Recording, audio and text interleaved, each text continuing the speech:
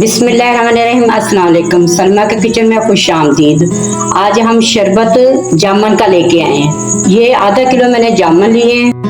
काली मिर्च, नमक और काला नमक, चीनी, ये सब चीजें शरबत में जाएंगी। तो शरबत बनाना स्टार्ट करते हैं। चलें, जामुन को हमने धो लिया था, इसको अच्छी तरह वॉश कर लिया है। कटिंग करके इसका पल्प निकाल लेंगे। ये देखिए, सब जामुन को जब कटिंग कर लेंगे तो फिर आपको दिखाएंगे।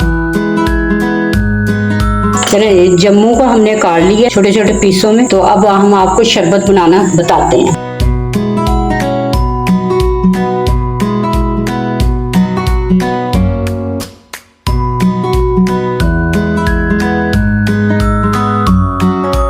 शरबत मैंने बना लिया।